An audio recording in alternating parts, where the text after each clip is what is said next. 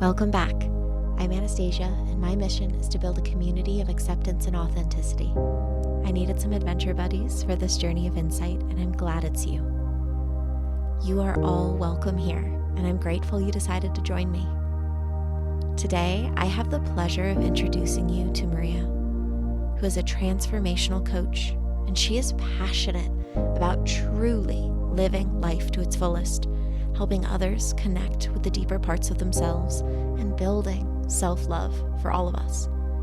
We talk about the practice of letting go, experimenting with life, and what it means to be our authentic selves, and how that can look different for each and every one of us. If you would like to connect with Maria after listening to her speak, you can find her at transformationalshifts.com. That is transformational,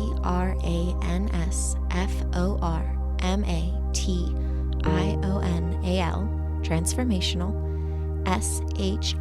SHIFTS, shifts.com, transformationalshifts.com. Before we get started, I also want to take a moment to thank my brand partner, Occupied Mind. Occupied Mind's goal is to create a sanctuary of self-expression. Their belief is simple yet profound. Everyone deserves to feel at home in their own skin. We share that dream, which is why I support them, and my closet is slowly turning into an Occupied Mind showroom. Use code INSIGHTSWITH US15 at checkout to find a shirt that speaks your mind and bears your soul. Okay. Welcome, Maria, to Insights with Us. Thank you so much. I am Grateful so to be glad here. you're here. Yeah. Okay, so I have a question to start with. Okay. How was Burning Man? Oh, it was very Bernie. Yeah. The short answer is it was full on burn this year for sure. Oh, I love it. I love it. I have never been, but I have some friends who go regularly and I just love hearing all of the adventures. Yeah, we definitely had a lot of that this year. And for me, this year was a really great practice in surrendering to the flow. It's pretty common if you go out there with any kind of agenda or expectations, you might find more challenge. And it was apparent with the weather early on that the things that I would normally like to do and get to wasn't going to be as easy. So, yeah, it was a really beautiful practice in surrender and being gentle with myself and not trying to push myself too hard, which probably a bit of my maturity coming in to speak there. I mean, it sounds powerful, even if it wasn't exactly what you initially hoped it would be. Well, that's the thing. There's a very common saying for people that go to Burning Man, the burn doesn't give you what you need. It give you what you want, gives you what you need. And this year was definitely a display of that. I love that so much. And so when you first reached back out to me after, I was like, yes, let's make this happen. And you sent me that little voice note. There was something that I wrote down because, I do not want to forget this, because you called yourself the Great Life Experimenter. And I attached to that term, obviously. And it's been running around in my head. And I have 1,000 questions about you and your life, probably just because of calling yourself the Great Life Experimenter. And so I'm just curious, where does that come from, or how does that show up in your life? Yeah, so that comes from human design. So my human design profile is a 3-5 manifesting generator. And so the line 3 and 5 have to do with the conscious and unconscious sun placements at the time of your birth and the 88 days before your birth. And so the 3 is the one that experiments with life. And, according to their the common profile definition, it's like one who tries a lot of things and learns through failure to find success. And I don't really believe in failure or mistakes.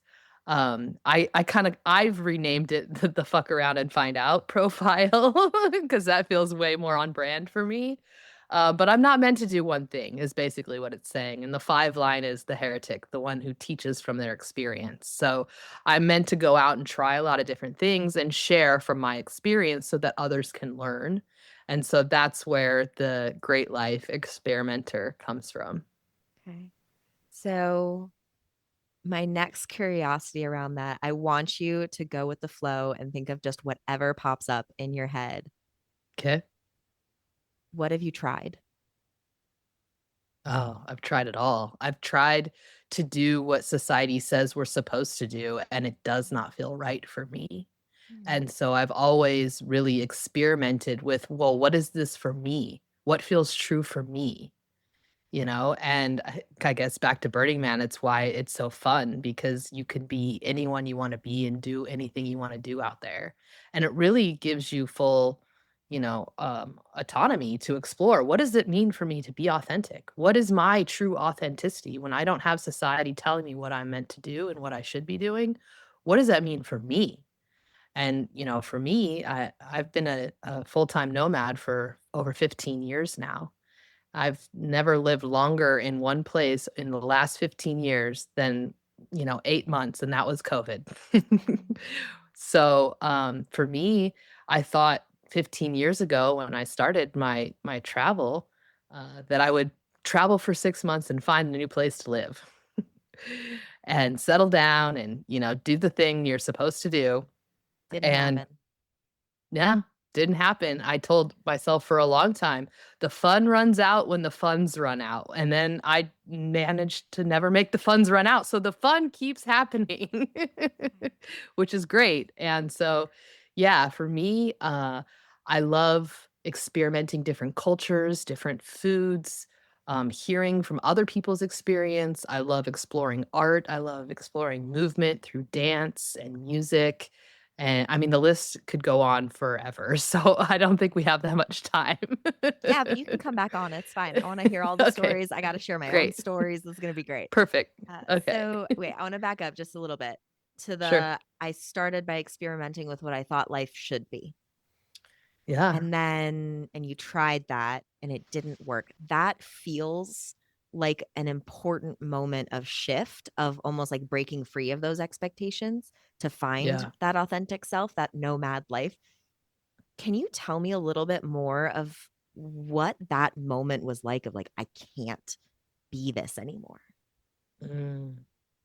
I suppose there were many moments in my life that I felt that way, but it wasn't until I found human design and read about the way that my design is. And the whole human design system is based on the fact that we are raised with this conditioning that we then are meant to deprogram to find our true self. And there was something very specific I read in my human design profile about how I'm not meant to be doing the same thing every day. And so I was trying to be routine, to do the thing that, is you're supposed to do with routine every single day. And that's just not my design. And so when I read that I wasn't meant to do that, it was like a mind-blowing moment. Like, oh my gosh, I could feel into the moments where I allowed myself to not go with routine and how free and flowing that felt for me versus the time where I felt like I need to be regimented. I need to do the same thing every time, every day. And it just felt hard, like it wasn't in flow. And so, yeah, I mean, there's many moments, but that one it was really stand out and why I love what human design teaches and allows us to explore through the lens of the different ways that they talk about our design. I love the way you said that. And it just like as you read it, something unlocked in you. Because Yeah. like the words didn't tell you who you were. The words confirmed what you already knew and almost gave yourself permission to follow that path rather than trying to force yourself to stay in what wasn't working for you. Exactly, exactly, and that was such a freeing moment for me. It's like, "Oh, okay, so this is what's best for me." And funny enough, if you, keep going with human design, you might eventually hear of gene keys, which is, I describe as the next evolution of human design. 55 is my life's work sphere gene key, and it's all about the path to freedom.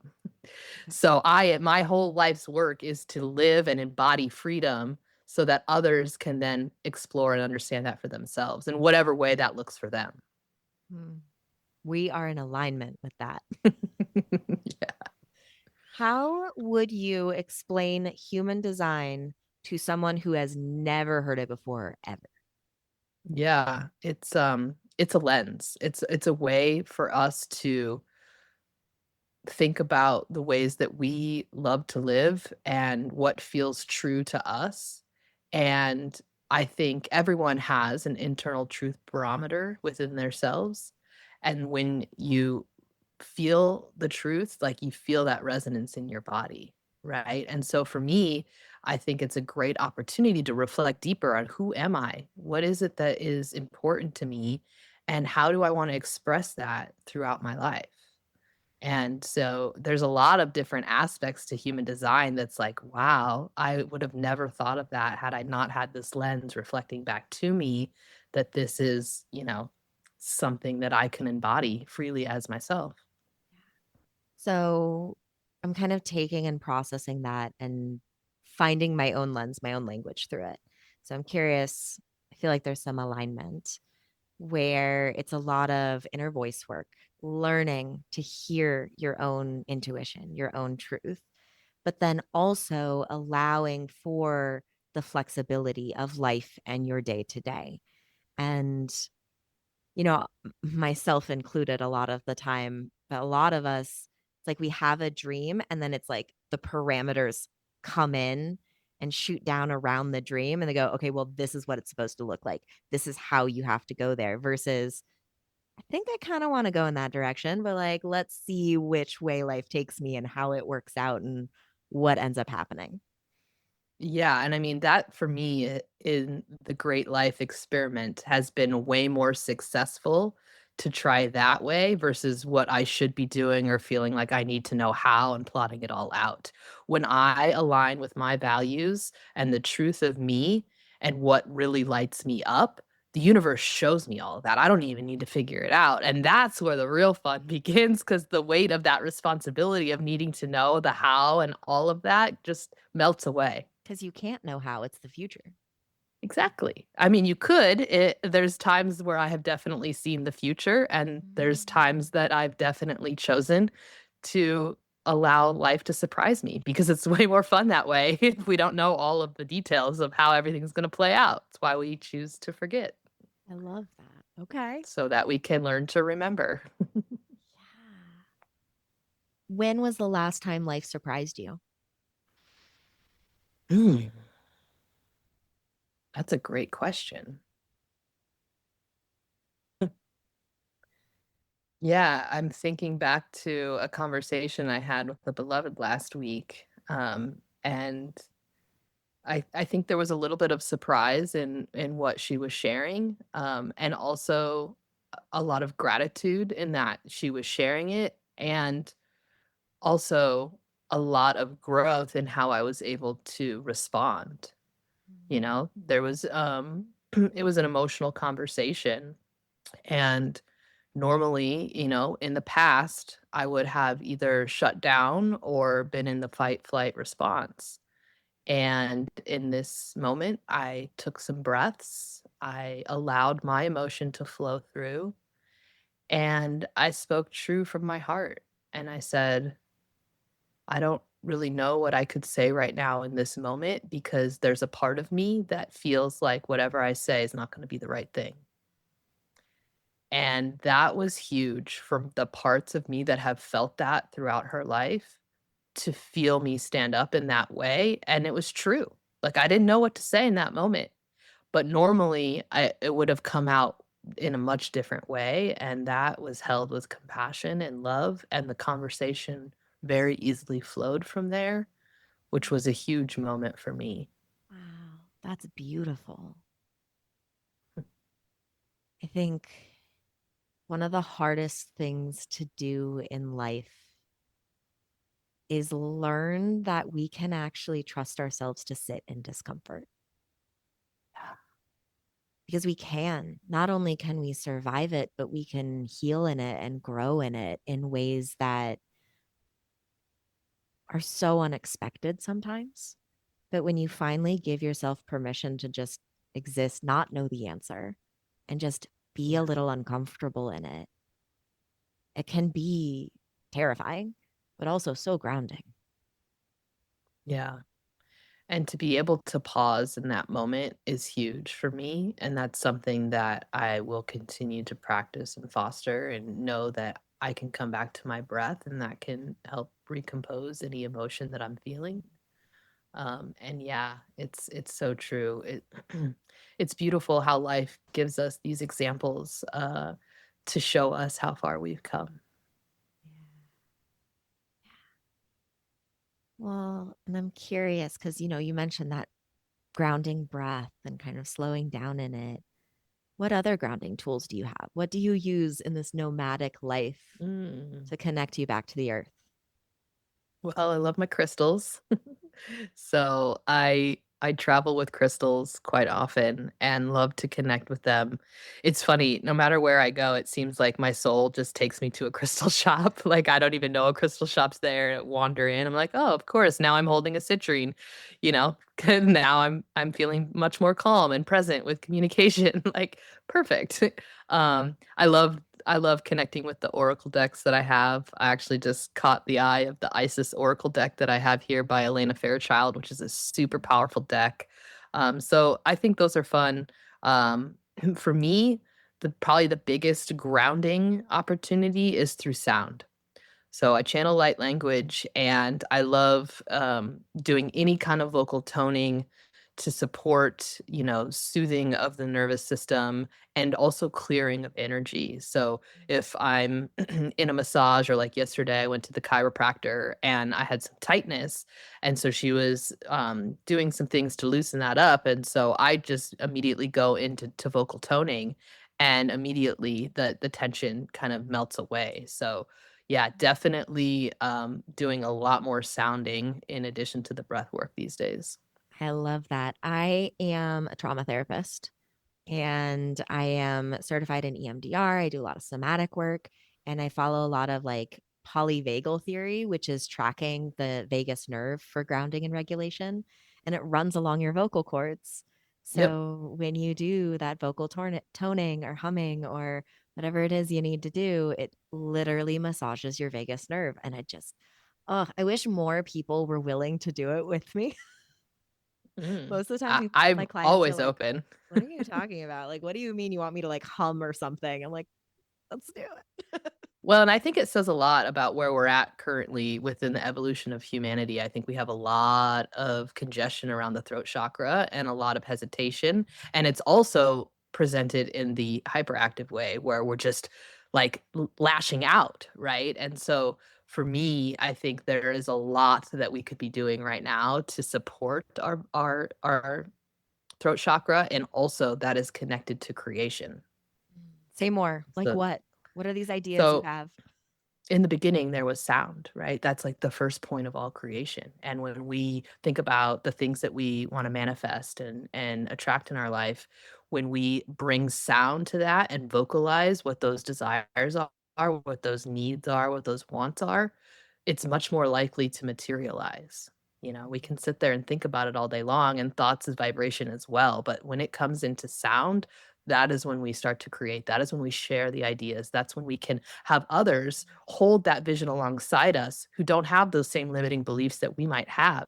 So when we can bring sound to that and someone tells me about a desire or a dream that they have, I see them in that. I don't have any of the reservations. And so therefore I am then amplifying the other person's desire or manifestation through my own vibration and receiving that from them. And so I think there's just so much power in that. And I think it's also why it's been so suppressed over the years. It's so freeing to be able to not just see yourself, but to see someone else fully as who they are Yeah. and what they hope for. Yeah. Yeah. And I think it's one of my unique gifts that I have in this life is to be able to hold that for others when they might not be able to hold it for themselves. Not that it's my responsibility or job to do, but that it does contribute to the greater, greater good, if you will. Yeah, this is how you help the world by helping other people find themselves. Yeah, I mean, it's really there's a quote from one of my favorite books, The Science of Getting Rich by Wallace Wattles, was written in the early 1900s. So there's a bit different language, but the quote is along the lines of it's the hardest work of man to do to think truth regardless of appearance. And so often we like to focus on what we're seeing in the 3D world around us and take that as truth or this is what it is. And then what happens, we kinda get stuck in that in a place that we don't wanna be. So that's why I like to spend more time focusing on and thinking about the new earth that we are currently co-creating, and what does that look like, and what does that feel like? Because for me, feeling is it's a huge thing, and so when I tune into the vibration of how I'd like to feel, I can really start to know, is that the path that I wish to walk? Because I will immediately, again, back to that internal truth barometer, it will tell me this is in resonance, or this is probably not exactly what I want, or the human likes to have fun, so we switch it up and surprise ourselves and like, oh yeah, yeah, that's not actually what I want. I'm gonna go this way instead. So I'm so curious if you're being pulled towards anything specific right now. Like, where is your inner voice taking you? Yeah, I've been feeling a pull towards the ancient sites that we have around this planet. Uh, I'm connecting energetically with these places, and I believe that there are codes within us when we visit these places that are then unlocked for more of that remembering of that we have available to us. And so, yeah, I've spent much of this year and will continue traveling to powerful ancient portals all over this planet. Where have you been? And I need to know if I've been to any of them.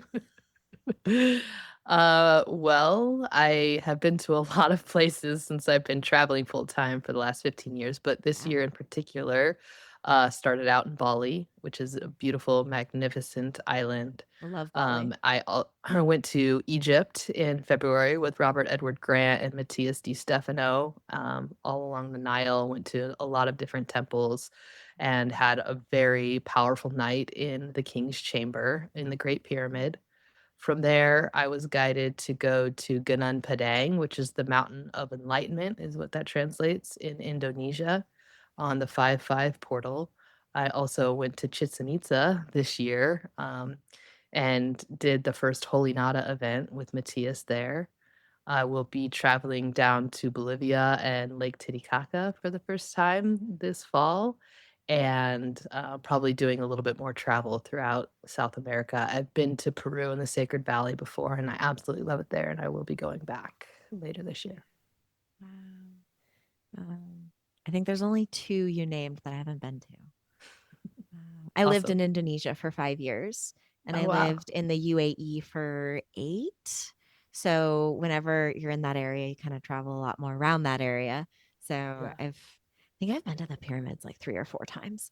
But it sounds like when you go, it's not just this internal, I'm here, I'm feeling it space, but you actually practice and settle in and maybe even participate in cultural events at those places.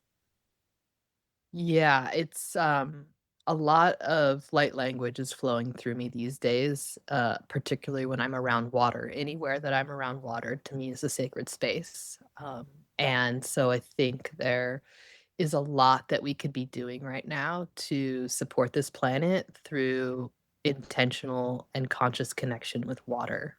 And so, yeah, it's never a planned thing when someone's channeling, it's really flowing through you, and so when I go to these powerful ancient sites, I have a little process of, giving an offering and asking permission to enter, surrounding myself with the Merkaba, particularly in Egypt, so that it can support my ability to move through these spaces in a Mhm. timeline that I choose to walk in. Um, and so, yeah, it's still unfolding. One of the things that came through for me when I was in Egypt this year, at the Temple of Hathor, is that I didn't need to know. And something about that really lifted a weight of responsibility on me. Like, I don't really need to know what's coming through me. I know that my heart is true and that I am aligned for the greater good of all. And I am not even resonating on any kind of plane of fear, so I don't have to, worry about that. I know that the love is me and that I am love. And and then later when I went to Chichen Itza, I realized that I have the ability to choose to know. And so from that point on, I claimed, I choose to know, I choose to remember. And so now the unfolding is a little different, and I might not know ahead of time, and that's okay. And then once I'm there, maybe that's when the knowing comes through. Um, and there's a sense of adventure and fun and freedom in not needing to know, but I think there's a lot more power in saying that I choose to know. I think they go together. Just the way you're saying it and the way that this experience unfolded for you. You don't have to know it. You can choose to let go of that responsibility. And just like with Burning Man, right? You got to say, I'm just going to be flexible. I am just Yeah. not going to know. Let's just see what happens. So when you don't want to know, you can. Yeah. But being able to decide for yourself, for your inner truth, I do want to know this. I do want to take this responsibility on. That allows it, again, to feel more freeing because it is your own choice. Yeah. Exactly. So powerful. Mhm. So, in terms of choosing to know, and this can be related to your travels and the spiritual experience you're saying, or something else entirely. I want to keep it open always. And I'm curious what you are curious about. What do you Mm. want to discover next?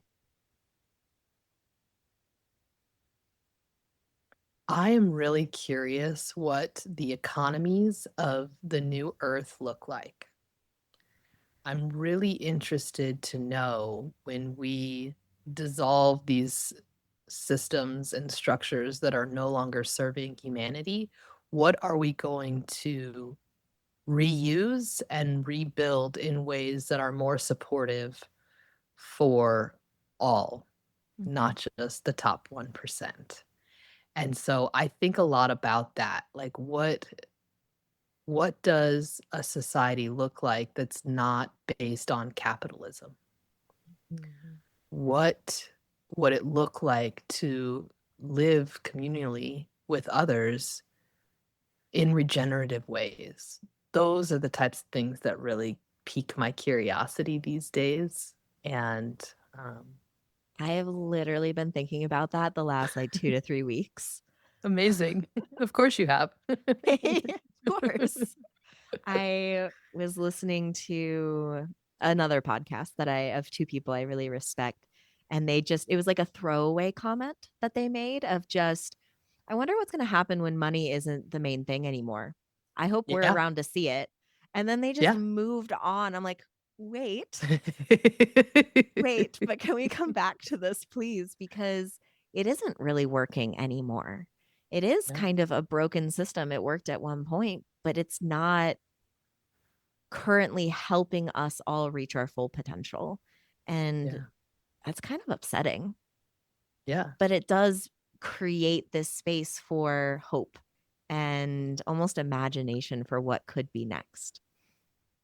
Yeah, I know that one of the things that I love to think about is like if so let's say we live in this reality where money isn't a thing. We don't need money to survive. What would we do? Like what would we do? I think we would still make and create and want to work in some capacity. We probably wouldn't be pushing paper across desks all day long, but like what does that look like? A lot of people, and I understand for very real reasons, are afraid of AI taking their jobs, but I look at the other, I guess, the glass half full, like what that opens up for people, that they no longer have to do these things that computers can more easily do for us. It would allow us to have more freedom of expression or creativity or thought. Like, what does that look like? And what would really light people up? I love playing in that. It's like something you said earlier. that I want to bring back to, which is once you start being your authentic self, what do you choose to do? Who do you choose to be? And getting rid of the I have to make money. I have to do this. It's like, okay, but now what do you want to do?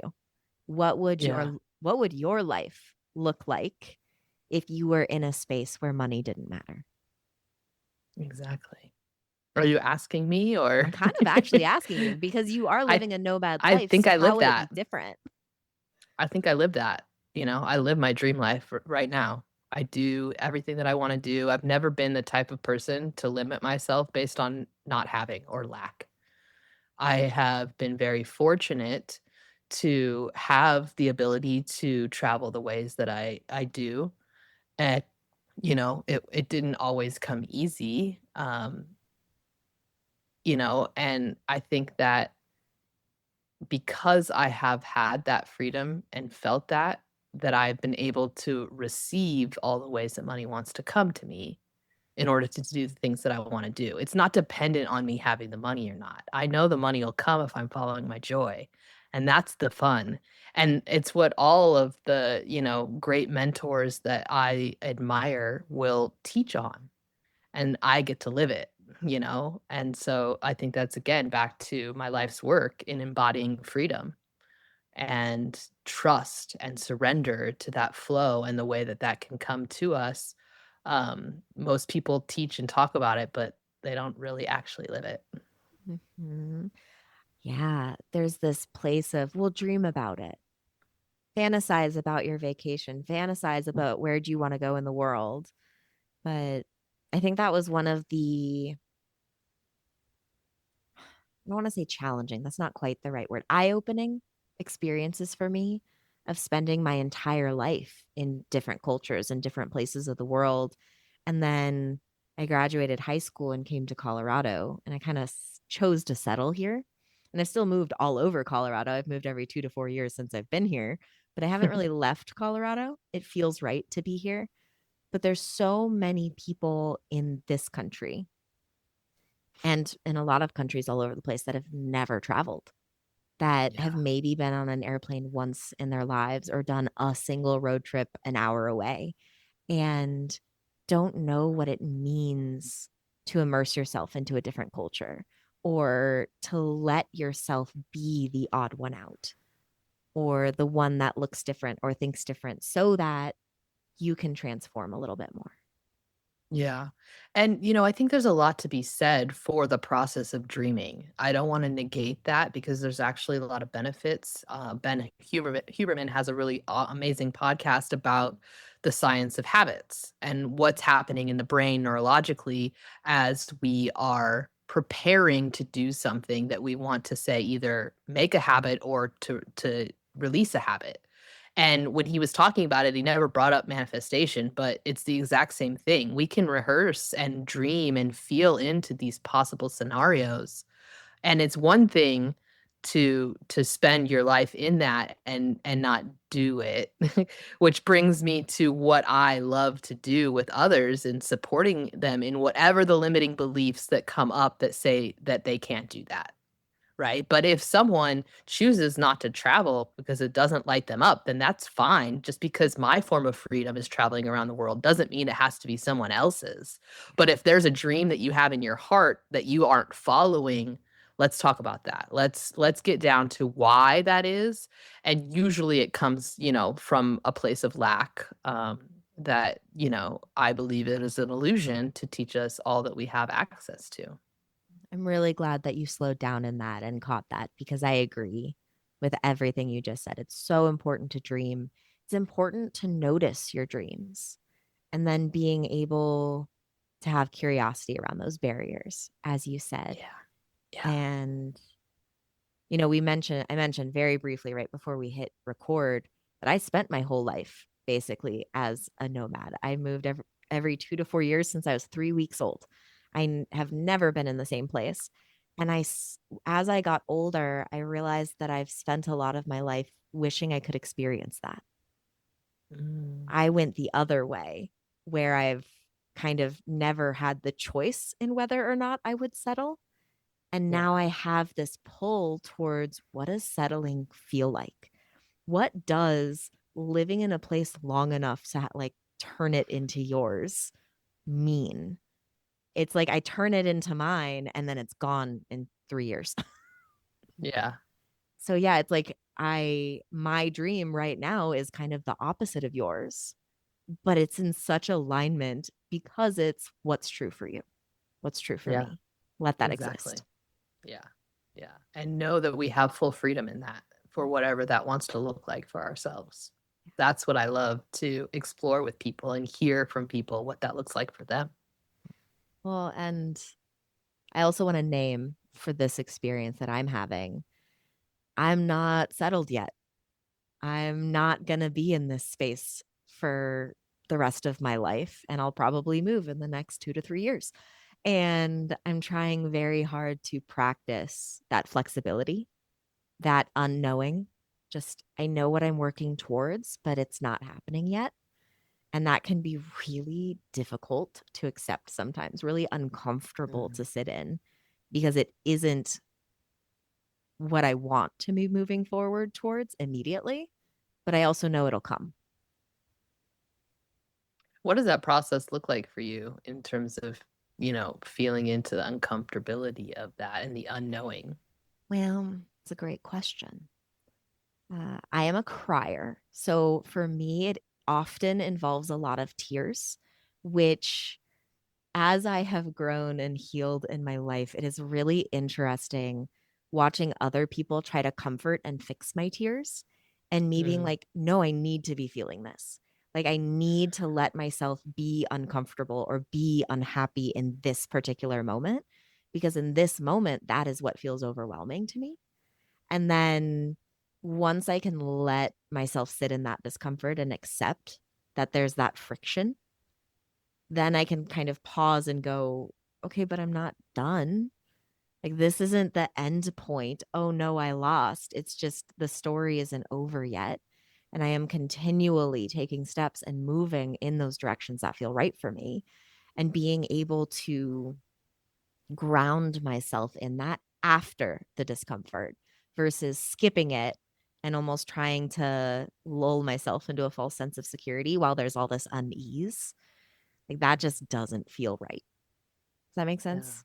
Yeah, no, absolutely. I am actually the same. I am also a crier. And I think there was a turning point where I allowed myself to be comfortable with crying as a form of release that really dissolved years and years of embarrassment and shame and fear and anything that could have come behind that that would prevent me from that full expression. And when I allow the full expression to flow through, usually within, a half hour, not usually any more than that these days. It's like, "Okay, that's moved through me. Now we can go on." I drink my tears these days because that's a form of water alchemy for me that feels very powerful, and I think there's something to be said about the transmutation of emotion through tears and the sacredness of our own internal waters that really allows me to drink in my own sovereignty and my own power. That's amazing. Oh, okay. So, what, I don't even know what I'm trying to ask here. My brain went to that idea of transformation Yeah. and all the different phases of what you've talked about in your life and what has unlocked for you and this language you found and embracing the unknowing.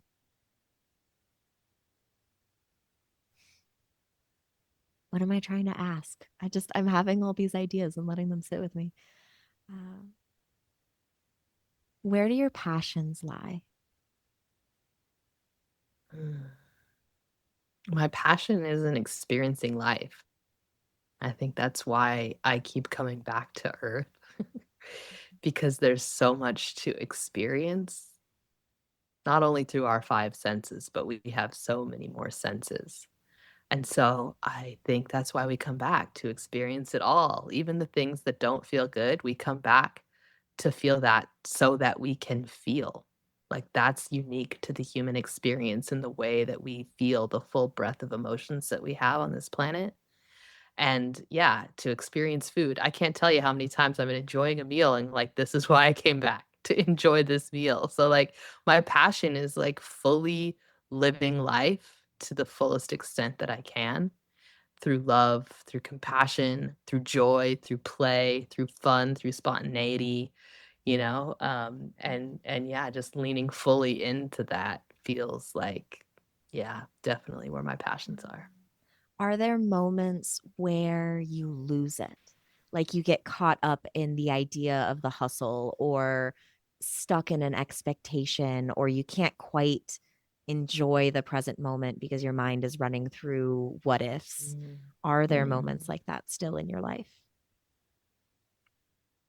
Yes, but few and far between these days, I would say. Usually it'll be through the interaction with another that I can notice myself getting caught up in a thought loop. And I'm very aware of when that's happening, and there's different things that I practice in order to break me from that, break me free from that, I should say. That thought pattern that can really like get a hold, like, oh, I shouldn't have said that, or I wish I would have said this, that kind of thing. Um, and so yes, and I think it all comes back to connecting into my heart, the seat of my soul, the love that I am, and the love that I have for myself. That has really transformed a lot because if I'm compassionate and gentle with myself, it's easier for me to find that with my others. But if I'm hard on myself, I am not going to make it any easier on anyone else.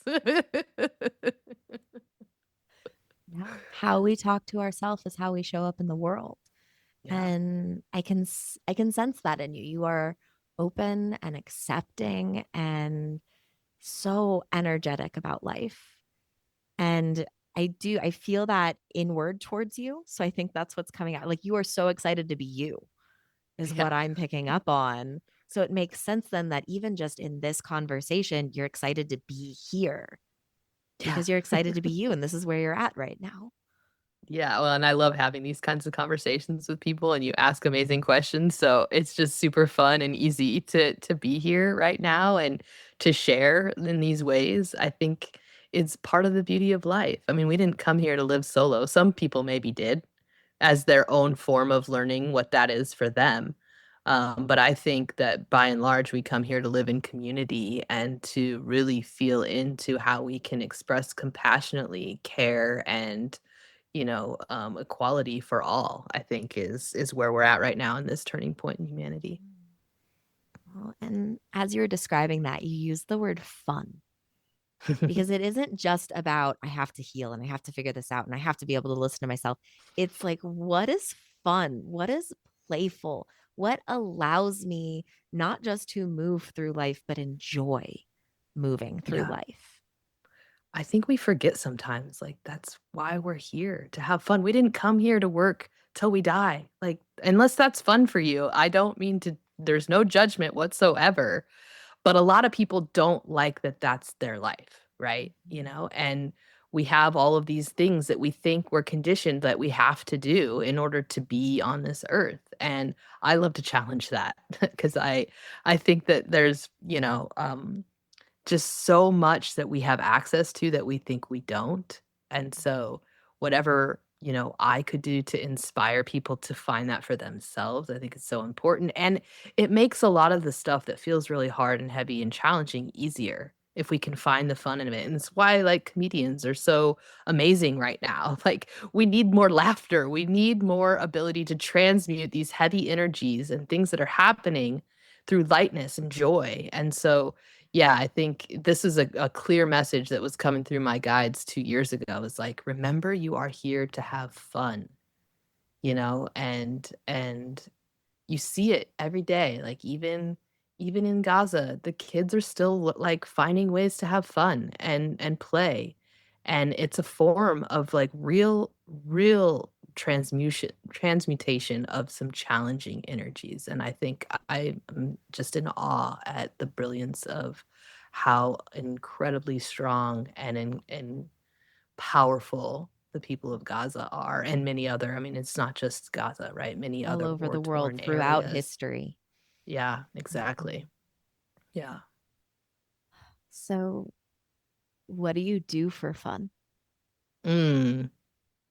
I love to listen to music and move my body. Like, to me, that's super fun. I Like love free to expression kind of movement? Oh, yeah, I love ecstatic dance. I love going to live shows. I love feeling subwoofers like a foot in front of my face. Like, let me just move my body. Like, yeah, that is probably like the ultimate expression of fun for me. I love connecting with people like this right now is super fun for me. I love experiencing art. I love seeing the ways that people play with color and their own creativity. And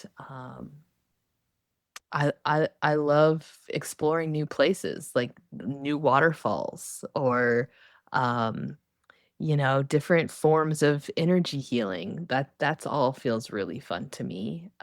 I love feeling energy. I love the ways that I've opened up myself to feel energy in a multitude of new ways in the last few years. And the reason why I find that so fun is because there's like an infinite expansion in that. And so to play in that infinite expansion is just like, yes, bring it on, more, more, more. Well, and I mean, I just when you feel like a new wave of energy or a new experience, it just like there's this moment of, wait, what is this? It's Yeah. I'm gonna tie the inner child in it. It's like childlike wonder Yeah. almost. I'm like, oh my God, what is this new thing? Do I get to play with it? Do I get to learn about it? Like, let me get my hands in there. Let me just play with life. And then you go to a new place and you have a new energy and a new experience. And it's again that just like, Yeah. oh my God, this is so cool.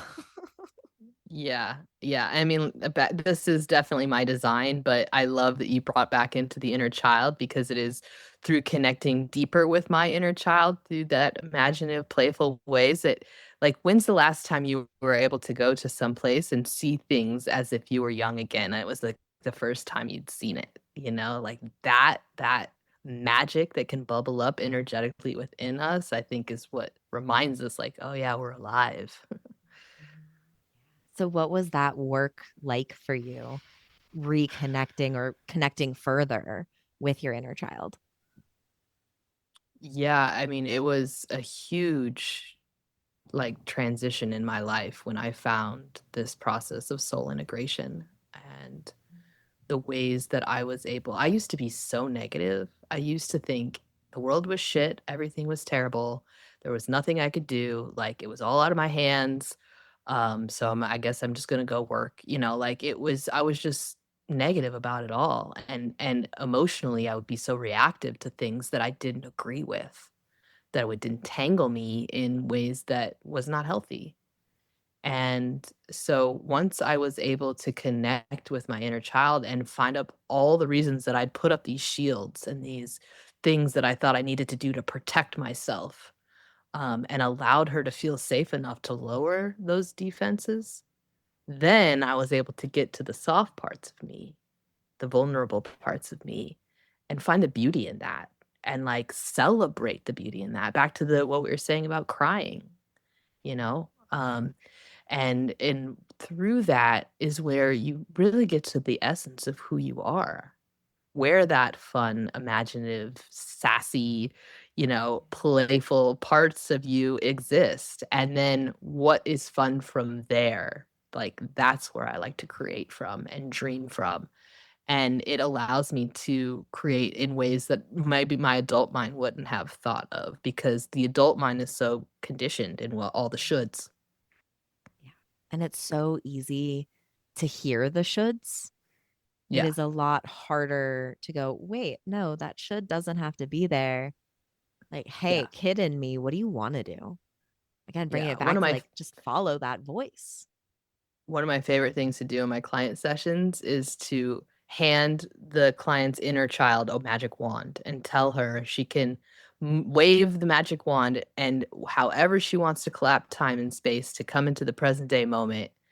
And the magic that comes from that, like I feel energetically I'm connected to people. And so I can feel the moment that handoff happens and the delight that washes over people. And the way that the child is able to wave the magic wand and bring in magic into a session is super playful, and also it reconnects people to themselves in a way that they wouldn't have been able to do otherwise. And yeah, it's it literally is magic. It's great. I love it. I love it.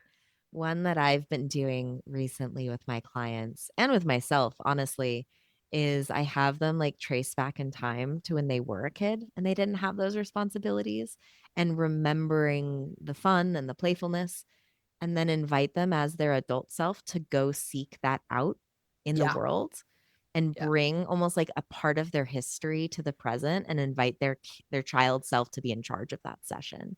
So like yeah. one client used to hide under the covers and read. It's like, go hide under the covers and read this week. I loved going outside and staring at the sky. Why haven't you been doing that this whole time? Like, let's go. Let's Yeah. go have fun. Yeah, we forget, you know? We forget of the ways that we found delight and sometimes escape as a child. And I think there's so much that we have access to when we're young, particularly when we're younger than 7, that, as we grow older, um, we lose touch with these magical, I'm gonna use this word again, magical abilities that we have innately within us. Everyone has this, and oftentimes in these sessions, the inner child's bringing back a memory that has long been forgotten. Maybe, it was a teddy bear that brought a lot of comfort, or like one was a wristwatch was what came into it. And so then it was like every time you look at your watch, remember like that part of you that brought that magic to you. Oftentimes the inner child is bringing in a visual cue and memory that then can be supportive for reconnection outside of the session, so that once we've made this connection with the inner child, that's the very beginning. That's where everything starts. Now it's about fostering that relationship and doing the things that you said that you are going to do, so that your inner child can trust you to do those things, so they don't have to go back to those strategies that they tried before that were not working in the patterns that brought you here to this session today. Well, and talking about barriers to growth, barriers to finding yourself, barriers to listening. Yeah. So often our inner child is just begging for you to notice. Like Yes. they already have the answer, they already have the words, they already have the direction they want to go in. But our adult selves get so caught up in the shoulds and the expectations that we forget to slow down enough to listen to that kid. Yes. And the second you unlock that space and just say, what do you want? Like Yeah. that kid is ready to go every Yeah. time Yeah. I once we just got out find of a the way to client unlock. session, and the kid, like, she had a whole list of things she wanted to do, and you could feel, like, how much delight came over, like, "Oh, I can do these things, and now I can do them with you." A lot of times, a lot of the trauma that we experience, almost all of it, the fear that we experience in our lives comes back to the fear of abandonment. Right? Because in order for us to survive when we're young, we depend on other people, right? And so it's like within us genetically, in inherently in us. It's And survival. so when we no longer have to fend for that, right? And fear that, because we've made that connection with ourselves and we can be that for ourselves. We no longer have to feel that fear as deeply. There will be more practice that we have to do in order to really integrate that and feel that confidence and that sovereignty within ourselves. But it's through fostering that connection with the inner child that grows. Mhm. Well, and there's so much fear of if I actually show up as that authentic self, if I actually bring down Mm, these walls and let that softness out, no one will want to be with that person. Like I'm mm, supposed to fit this norm so that I can have the community, but it almost keeps us from our community. If you can actually let yourself be your true, authentic, fun, fun, playful self, you'll find that community who can see you in that way and yeah, enjoy that version of you, that yeah, authentic you. yeah. Or, yes, and people also will feel that within you. When you are fully authentically yourself, it gives other people permission to explore that for themselves. And it's not why we do it, but it's an interesting result of it. And I just went back to a clip today from a podcast with Dr. Zach Bush, and he was talking about a study where they were able to measure the frequency of people when they're feeling into feelings of love and gratitude and joy. And there was a moment, where they're sharing different stories of the people that they're doing the research with and scanning the body, that they were also testing, things, like judgment, guilt, shame, to register and see how the frequency changed. And there's a point where they noticed in the study that, um, people were actually emitting even more frequency throughout the session, and they noticed it was when they were getting goosebumps. And so through the analysis of the data, they said, "Well, what is it about that feeling that gives us goosebumps?" Right? And it's this, like, internal resonance of, like, truth and authenticity, and they said, "Maybe it has something to do with authenticity." So then they repeated the study and studied it through moments of pure authenticity and found that the frequency was 40 times higher than any of these other vibrations. So while we've always focused on love and joy and gratitude being like the most high frequency we can be, it's actually authenticity. And why is that, right? Because it's fully uniquely who we are, And when we feel that resonance and that knowing within ourselves, like, we're unstoppable. And my mind went back to us talking about it's authentic for us to cry. Yeah. Sometimes authenticity isn't joy. Sometimes authenticity is grief. Sometimes authenticity is loneliness. And, sometimes authenticity is anger, but I also find that anger works as a beautiful mask for the raw emotions that are harder to sit in underneath. And I remember being in conflict with my partner once and kind of miscommunications and jumping back and forth. And I finally stopped and was like, I'm just lonely right now. Like, that's it. I'm just lonely. And it was such an authentic, raw moment. And everything else fell away. And he was just like, oh, I can meet you in that. And we were able to slow down in that authentic, sad, lonely place together. Mm. Beautiful. And again, you tuning into the authenticity of yourself allowed him to find into the authenticity of himself. Yeah. Yeah. It all builds. And Yeah. that's how we Yeah. build community, one authentic moment at a time, and seeing if the other person is ready or willing to also meet us in that space. Because I'm not going to, there's so many layers, and our society is very complicated at this point that we're all kind of on different places of that journey. And whenever I am authentic and somebody's like, ugh, why are you like that? I'm like, that's okay. You're just not in this place of the journey yet. Maybe we'll loop back around, maybe not, but this is me. Yeah. And, this is honestly why I love Burning Man so much, because it's a space for people to fully explore what it means to be authentic for them. Because in many times we grow up with so much conditioning and all these shoulds, we might not even know. Right? How do we know until we try something, experiment with it? And so when you go to a space where you can be anyone you want to be, you can dress any way or not even wear clothes if you don't want to, like the, all the shoulds and all of the societal, like, this is what we're supposed to be, just kind of, it goes away and people's real beauty shines. Like, the most beautiful people are at Burning Man, not because they're, like, gorgeous, because they're just fully, authentically allowing themselves to explore what it is that lights them up in that moment. Oh, that's so beautiful. And it's why a lot of people that have been going to Burning Man for so long want to bring that back to the rest of the world. Like, it's not meant to be this one thing that happens one week in the desert and that's it. the whole mission of the Burning Man organization is so that we bring this back into our communities, into our everyday life. Not to say this is how we're supposed to live, but it's more of a question. How do we want to live? Who do What we does want it to be? mean? Exactly. Who do we want to be? What does it mean to live in community? Like that's how we start to rethink what it means to live in this new earth. Because in the old world, that's where the shoulds live. That's where the fear lives. That's where all the guilt and the shame and the judgment that's no longer going to come with us in this new earth. So then what do we get to play and explore in? Yeah, what comes next? If we can find that, if we can access that and invite others into that and build on that, what comes next? A whole lot of fulfillment. Yeah.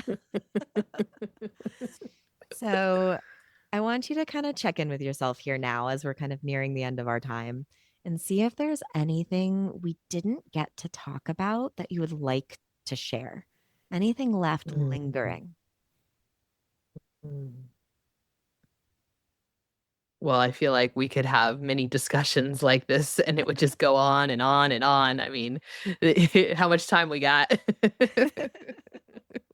Unfortunately, I not think too much today, but you are welcome to come back. yeah. I am happy to continue this conversation. So, I mean, I think if anything, I would love for people listening to really, take a moment to feel into like what feels true to them in this moment and what really does light them up. And if there's any reason that they're not following that, like be compassionate and curious with yourself in that and really like look into what is it about that dream, that desire and where you're at and where you think you're not that could allow you to explore where you want to be. And what does freedom look like to you? Like, I think that that is an amazing question. And I think it's one that a lot of people are exploring in a lot of different ways right now.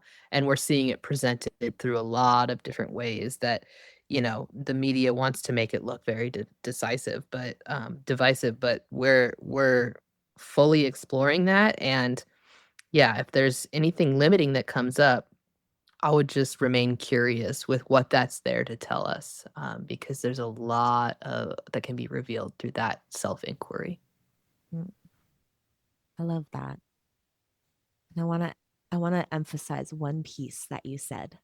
Just really hit it home because if you have that dream, right? Oh, I would love to do this or maybe someday I can be this authentic person, but you're not quite there yet. The curiosity for what's stopping you, but also the acceptance that maybe this is what's authentic for you at this point in your journey. Yeah, Maybe yeah, fully accessing that other free part of you isn't actually authentic right now. yeah, And that's okay. You can be where you're at, even if it's not quite where you want to be yet. yeah, yeah, and finding what it is about where you're at now that lights you up, and for some people that can be really hard, and I understand. Ideally, there is something within that that you can find to feel into how you can then amplify that within yourself, right? Because as you feel into whatever, if there's something, even if it's small, that you can find gratitude for, really, I find a lot of joy in doing this for myself. I think that that's where we will be able to create that frequency set point from that place to then attract in more of that, which will then put you on that path to connect you to that dream. I'm glad we're both on this path. Yeah, me too. So, to wrap up, I have one final question for you. Okay. What intention is guiding you this week? My intention that's guiding me this week is connection. So I am heading to a gathering that's taking place 1 hour north of where I was born and raised in Omaha, Nebraska, which is one of the least likely places I would ever expect to find an event like this. But one of my favorite musicians, Parangi, is going to be there, and we will be in community of visionaries and creating this new earth and talking about a lot of what we're talking about today, and celebrating life through music, through connection with others and plant medicine. So I'm really looking forward to what's going to open up for me in that, and just fully open to all the ways that magic wants to be created through this weekend. Um, so I feel like I'm like there's something that's going to be so like life changing for me in this event. Like I feel on the precipice of like something really big, and so I'm really excited to see what this is going to be like. I'm really excited for you to experience Yeah. whatever ends up happening. Yeah. Yeah, me too. And I'm really looking forward to the ceremonies that we will have. I'm grateful that they've invited Indigenous leaders to be participating in this event, and yeah, so I think that there's just so much richness when we can connect with elders and learn through the Indigenous wisdom that they have to offer. And a lot of that also comes through the experience that we have with plant medicine and what that can open us up to. So looking forward to it all. I'm excited for you. I think that Yeah, sounds thank you. amazing. Yeah. And Dr. Zach Bush is going to be there, so I'm super stoked. Oh my God. So yeah, come back on and tell me about what you learned and what it was like and what it was like talking Oh to my him. gosh. And Yeah. just hit me It'll up be whenever great. you're ready. Okay, I will for sure. What are your dreams? What feels true for you? What is one thing you can do today to let yourself access your inner child or feel authentic as yourself? What does freedom look like to you? These are the questions that are lingering in my mind after this episode, but what are you curious about? Hopefully, something we talked about today did resonate with you. And if it did, let yourself sit with that idea for a little while longer. If you have any questions for this podcast or any themes you'd like us to focus on in the future, send us a message on Instagram at insightswithuspodcast, or send us an email at insightswithus@gmail.com. If you enjoyed this podcast and you want to hear more, please follow, like, or subscribe. If you want to support the continuation of this podcast, you can donate. To do so, find me, Anastasia Soroka, on buymeacoffee.com. You can also find Insights with Us on Substack for exclusive content, including videos and other writings about my insight journey. You can find digital downloads on my therapy website, happymindwellness.com. Thank you for being my adventure buddy. I appreciate you, and I appreciate that you are listening. Thank you for creating insight with us.